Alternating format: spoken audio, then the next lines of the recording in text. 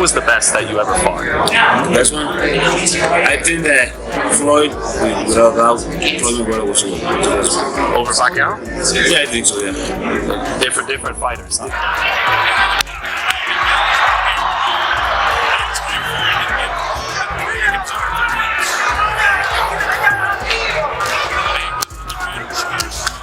I look at Miguel Cotto as an undefeated fighter because, he faced Pacquiao, but Pacquiao caught him at a catchweight. It wasn't the best Miguel Cotto. Miguel Cotto has faced some of the most feared and punishing fighters of his era, men like Manny Pacquiao, Antonio Margarito, and Canelo Alvarez, all of whom brought violence and pressure with every punch. Yet when asked to name the single, hardest opponent of his career, Cotto didn't hesitate or offer the expected names. He said Floyd Mayweather, not because Mayweather hit the hardest or inflicted the most physical damage, but because fighting him was like trying to solve a riddle that kept rewriting itself every round.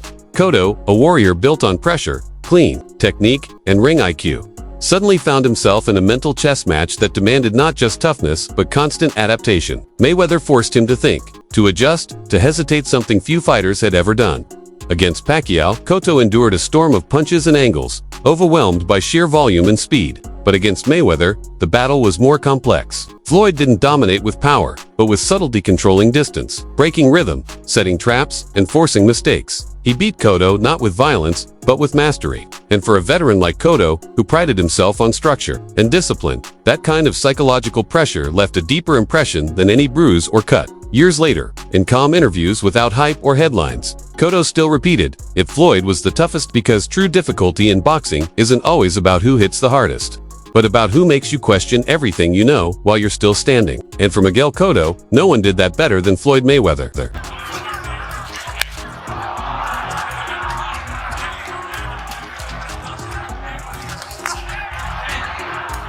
The clash between Miguel Cotto and Floyd Mayweather on May 5, 2012, was far more than just another title. Bout it was a meeting of elite minds, contrasting styles, and one of the most competitive challenges Mayweather had ever faced. Cotto, the reigning WBA super welterweight champion, came in strong at 154 pounds, carrying momentum, power, and confidence, while Mayweather was stepping up in weight to pursue his 8th world title, an ambitious move.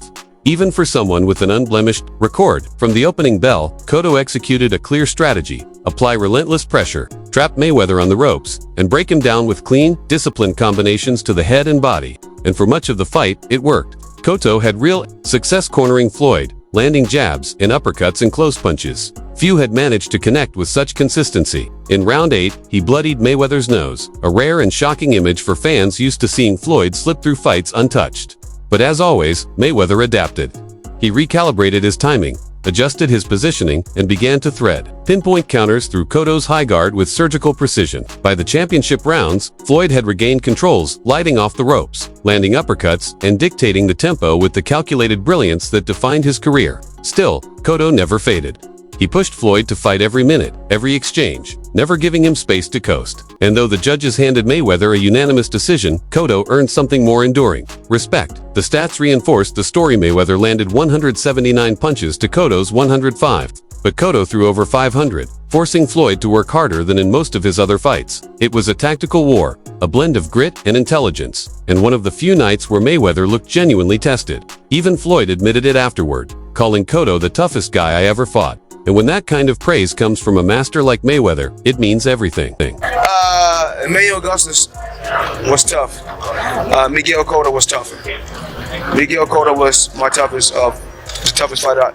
It's one thing for Miguel Cotto to call Floyd Mayweather the hardest fight of his career. It's another to understand why. On the surface, Mayweather didn't do what Pacquiao or Margarito did. He didn't overwhelm with flurries, break fighters down with brute force, or dominate the center of the ring. What he did was far more subtle, and for a well-schooled technician like Cotto, that's what made it so frustrating. Mayweather didn't just evade punches, he disrupted rhythm with half-steps, shoulder rolls, and barely noticeable shifts in weight that drained the effectiveness from every attack.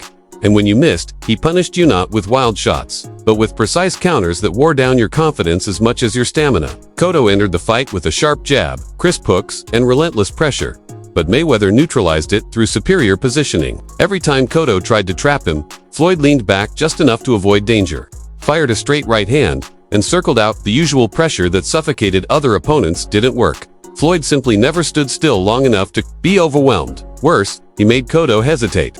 Every missed punch, every sharp counter made Cotto second-guess himself, forcing him to adjust on the fly. That's where Mayweather thrived, forcing fighters into his tempo, making them stall. Even when Cotto had moments of success, especially in the middle rounds, Mayweather never panicked. He stayed composed, adapted in real time, and by the later rounds was exploiting holes in Cotto's defense that didn't exist earlier. That's not just defense, it's ring IQ. So when Cotto says Mayweather was the hardest fight of his life, he's not talking about who hit him the hardest. He's talking about a man who slowly dismantled his strategy, stripped away his strengths, and left him fighting in unfamiliar territory. And for a fighter who built his career on structure and control, that's the highest level of difficulty there is.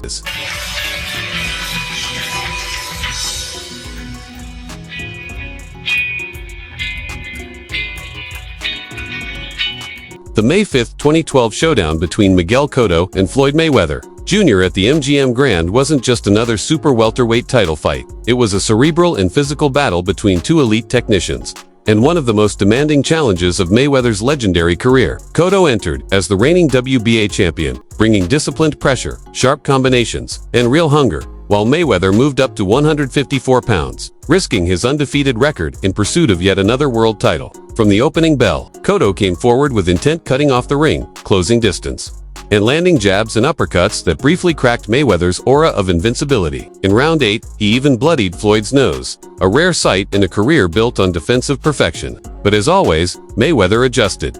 He shifted the rhythm, lured Cotto into traps, and delivered precise counterpunches that pierced through the Puerto Rican's high guard with surgical accuracy. By the middle rounds, Floyd had recalibrated the fight, using uppercuts, angles, and ring IQ to regain control. Still, Cotto never relented.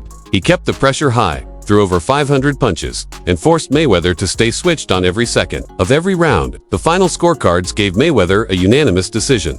But the real story was Cotto earning Floyd's respect, and the respect of the boxing world, for pushing the defensive master into a grueling 12-round chess match. The punch stats backed it up. Mayweather landed 179 shots to Cotto's 105. But every round was hard-earned, every exchange meaningful. After the fight, Floyd openly praised Cotto, calling him the toughest opponent he had ever faced and acknowledging how the fight made him dig deeper, throw more, and adapt more quickly than usual. This fight wasn't just about belts, it was about mastery, willpower, and mental endurance. Cotto may have come up short on the cards, but he delivered a performance that carved its place in boxing history as one of the few nights Floyd Mayweather truly looked tested. Floyd Mayweather in the red trunks. He's standing straight up right now.